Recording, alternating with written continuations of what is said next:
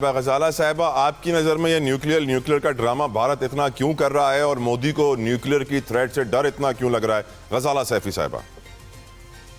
بہت شکریہ جی. اصل بات یہ ہے کہ مودی جو ہے نام ہی ایسا ہے کہ he tried to be moody with his country but he lost all the moods. Pakistan کے اوپر جو انہوں نے میلی نظر ڈالی ہے اور ہندوتوا سوچ کا میں ہمیشہ نام لوں گی کیونکہ ہندوتوا سوچ پہ ہی ہندوستان قائم ہے. اور وہاں پہ چاہے تھوڑے سے لوگ ایسے سوچنے والے ہوں جو ہندوتوا سوچ کے خلاف ہوں، مگر وہاں پر مسلمانوں کی بہت تذلیل اور ان کی عزت اور ناموس کے اوپر دھبے لگانے کی کوشش کرتے چلے جا رہے ہیں. کشمیر کا سٹیٹس خراب کرنے کے بعد، اس کا ڈیزالو کرنے کے بعد انہوں نے کوشش کی کہ کشمیر کے اندر ہندوؤں کو آباد کیا جائے اور وہاں پر جس قسم کے سلوگنز انہوں نے لگائے اور وہاں کی جو تحریم اور تقریم کے اوپر جو دھبے لگانے کی کوشش کی گئی، وہاں کی خواتین کا جس طرح سے نام لیا گیا، وہ ایک ٹیلنٹڈ موسٹ انٹیلیجنٹ لوگ ہیں کشمیر والے، اور ان پہ ایک مسلسل کوشش کر رہے ہیں. یونائٹڈ نیشنز کی جتنی بھی خلاف ورزی انہوں نے کوشش کی ہے کرنے کی، اس میں یہ کسی حد تک کامیابی ہو رہے تھے. مگر جو ان کی یہ جو اپروچ تھی کہ انہوں نے سوچا کہ اب یہ بالکل پاکستان، پتہ نہیں کس کے کہنے پہ آ کے انہوں نے ایسا سوچا کہ پاکستان اتنا کمزور ہے کہ اس کے اوپر جب یہ ہلکا سا بھی دھماکہ کریں گے یا حملہ کریں گے تو پاکستان شاید ڈر کے بیٹھ جائے. یہ اس قوم سے وابستہ ہیں پاکستانی جو مرنے سے نہیں ڈرتے. یہ ہم مرنے سے نہیں ڈرتے اور یہ مرنے سے ڈرتے ہیں. یہ تو دھماکے سے ڈرتے ہیں، یہ تو اللہ اکبر کے نعرے سے ڈرتے ہیں. یہ ڈرنے والی قوم ہے اور اب ان کا کیونکہ بھانڈا پھوٹ چکا ہے، دنیا میں ان کی بے عزتی ہو چکی ہے اور مسلسل ہوتی چلی جا رہی ہے. انٹرنیشنل میڈیا نے بھی کھل کے ان کے خلاف بیان دے دیا ہے. بی بی سی نے کہہ دیا، سی این این نے کہہ دیا، پوری جتنی بھی دنیا کی میڈیا ہے انہوں نے ان کے بارے میں کھل کے بتا دیا کہ یہ جھوٹ کا پیکر ہے. ان کی اپنی فوجی جو ہیں وہ کہہ رہے ہیں ان کے بارے میں کہ انہوں نے تمام یہ جو ڈرامہ پہلگام کا پورا ڈرامہ رچایا ہے. اور ڈرامہ آپ اس میں بھی دیکھ لیجئے جو لوگ مارے گئے ان میں کتنے مسلمان تھے. اور آپ یہ بھی دیکھ لیجئے کہ اس میں مسلسل ان سے کہا گیا کہ بھئی آپ دیجئے ایویڈنس دیے بغیر انہوں نے پہلے تو پانی روکا، اس کے بعد جس کی جو ایک انتہائی ذلیل اور گھٹیا حرکت ہے اور جو یہ کر ہی نہیں سکتے. یونائٹڈ نیشنز بھی ان کو کوسچن کرے گی. مطلب دنیا جہان ایک پانی، ایک جہاں پہ ایک ٹریٹی سائن ہوئی بھی ہے جس کے اندر کہیں سے دونوں ملکوں میں سے کوئی اس ٹریٹی کو توڑ نہیں سکتا، اس ٹریٹی کو انہوں نے توڑنے کی کوشش کی. پھر اس کے بعد انہوں نے معصوموں پہ حملہ کیا.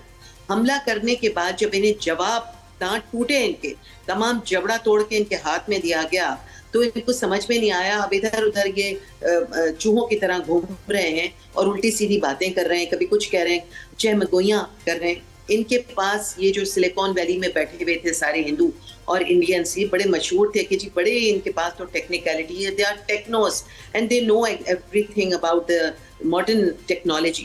ماڈرن ٹیکنالوجی کو پاکستانی ایئر فورس نے زلج کر دیا، ان کو اڑا کے پھینک دیا ہمارے جوانوں نے. ان کو سمجھ میں بھی نہیں آئی کہ کس حد تک ہماری فوج جو ہے وہ well versed, well educated and there ہے، موجود ہے اور اپنی جو حفاظت کرنا چاہتی ہے. پاکستانی فوج، خاص طور پہ Pakistani army, air force, navy کو بھی موقع ملتا تو آپ اس سے زیادہ ویلینٹ سولجرز وہاں پہ دیکھتے. پاکستان جو ہے اس کو ایک جھوٹا، ایک ٹیررسٹ ملک بنا کے دکھا رہے تھے دنیا کی نظروں میں. ہمارے نوجوانوں کی جو مورال تھا اس کو ڈاؤن کرنے کی کوشش کر رہے تھے.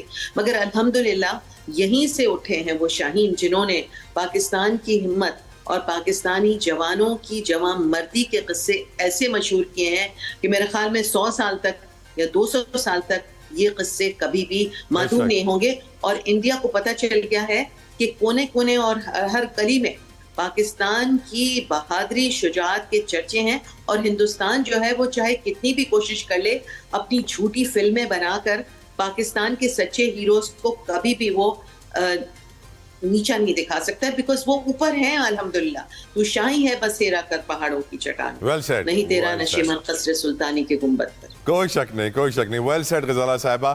بریگیڈیئر صاحب، آپ یوم تشکر کیسے منا رہے ہیں کل؟ میں تو جس دن سے یہ انسیڈنٹ کرائسس شروع ہوئے تھے اور جس دن سے پاکستان ایئر فورس نے جو کچھ کیا تھا. میں تو اس دن سے روزانہ ہر نماز کے بعد یوم تشکر مناتا ہوں, کیونکہ میں ایک بات کا بڑا فالوور ہوں, میں اس پہ بلیو کرتا ہوں کہ جس طرح سے دو JF-17 تھنڈر اور اس کے پیچھے ایک JC-10 جو ان کو الیکٹرو میگنیٹک کور دے رہا تھا, جس طرح سے وہ سلیک کر کے اندر گئے ہیں infiltrate, that was a suicidal mission. اور جس ہائٹ سے وہ نیچے آ کے انہوں نے S-400 کی بیٹری کو تباہ کیا ہے, براموز کی سائٹ کو تباہ کیا ہے. آپ کو پتہ ہے آدم پور جو ہے وہ بھارت کا دوسرا بڑا ایئرپورٹ ہے, اور اس کے اندر جو انڈر گراؤنڈ ہینگرز بنے ہوئے ہیں وہ ایشیا میں سب سے بڑے ہینگرز ہیں. اور اسی طرح ادھم پور پہ جو سائٹ لگی ہوئی ہے, جو S-400 کا جو بیٹریز لگی ہوئی تھی, وہ انڈیا کو ایک پورے کا پورا ایئر ڈیفنس کور پرووائڈ کر رہی تھی. تو اس کو بریک کر کے جانا اور پھر پورے کے پورے سسٹم کو ڈیمیج کرنا, پھر 74 جہازوں کا آ کے 34 جہازوں کے مقابلے میں 1 گھنٹے تک ڈاگ فائٹ کرنا. تو ہم جب فوج میں تھے تو ہمیں بہت ساری بیٹلز تھیں دنیا کی, ایون اسلامک بیٹلز تھی, جنگ احد, جنگ بدر, جنگ خندق, یا حضرت خالد بن ولید کے جو, یا سلطان صلاح الدین ایوبی کی جو ٹیکٹکس تھی, اس کے بارے میں پڑھایا جاتا تھا. پھر ماڈرن وار جو تھی, نیپولینک وارفیئر ہو گئی, یا سیکنڈ ورلڈ وار ہو گئی, اس پہ بعض آپریشنز تھے جو کیس اسٹڈی کے طور پہ پڑھائے جاتے. تو آپ یقین کیجئے کہ آنے والے دنوں میں ایئر فورس کا یہ آپریشن جو ہے یہ دنیا کے بڑے بڑے وار کالجز میں, اسٹاف کالجز میں جو ہے ایئر وار کالجز میں یہ کیس اسٹڈی کے طور پر پڑھایا جائے گا کہ کس طرح 2-3 JF-17 تھنڈر اندر جاتے ہیں, پورے کے پورے ایئر ڈیفنس کور کو بریک کرتے ہیں, ان کے براموز کی اور اپنا جو ایئر ڈیفنس S-400 کی سائٹ کو تباہ کرتے ہیں, اور پھر بخیریت واپس آ جاتے ہیں. تو یہ صرف اور صرف ان کی تو پروفیشنل ایکسٹینسی پہ کوئی ڈاؤٹ نہیں ہے, بٹ اٹ از آل, یہ ساری اللہ تعالیٰ کی مہربانی ہے. اور ان کے ساتھ ضرور کوئی ایسے فرشتوں کا ان کے اوپر سایہ تھا کہ ان کو کوئی دشمن دیکھ ہی نہیں سکا. تو میرا تو اوپر کا بلیف ہے کہ اگر خدا تعالیٰ کی ذات مہربانی نہ کرتی تو ایک تو ہمارا جہاز ہٹ ہو جاتا, اللہ نہ کرے. رضا صاحب نے ویسے صحیح کہا کہ یوم تشکر پہ ہمیں زیادہ سے زیادہ شکرانے کے نوافل ادا کرنے ہیں, اللہ کا شکر ادا کرنا ہے, ذکر کرنا ہے. لیکن رضا صاحب میں چاہوں گا کہ فار اویئرنیس پرپس لوگوں کو بتائیے کہ وہ نماز اور شکرانے کے بعد یوم تشکر میں کیا کرنا چاہیے ان کو. رضا صاحب, انٹرنیٹ جو ہے رضا صاحب کا ہے نا وہ ساتھ نہیں دے رہا ہے, لگتا ہے کہ انٹرنیٹ کے حوالے سے نا کچھ شکرانے کے نوافل ان کو اور ادا کرنے پڑیں گے. ایک بریک کی طرف بڑھتے ہیں, لیکن میں پہلے جلدی سے غزالہ صاحبہ سے پوچھ لوں. غزالہ صاحبہ کوئکلی آپ کی نظر میں, اچھا رضا صاحب واپس آ گئے ہیں, رضا صاحب نے میرا سوال سن لیا, رضا صاحب جواب دیں.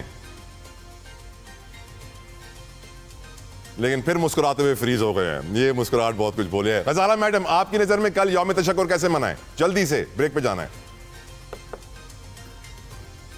دیکھیے, یوم تشکر کے لیے پاکستان کا جو سب سے بڑا اس وقت لیڈر ہے, جو عوام جس سے محبت کرتی ہے. دیکھیے اس وقت عوام کی جو نظر تھی وہ ہندوستان کی حملے اور پاکستان کی جوابی حملے کے اوپر, اور پاکستان کی تمام سوشل میڈیا, تمام پاکستان تحریک انصاف کے ورکرز نے اس وقت پوری طور پہ اپنے پاکستان. بالکل ٹھیک, میں آپ کی بات سمجھتا ہوں غزالہ صاحب.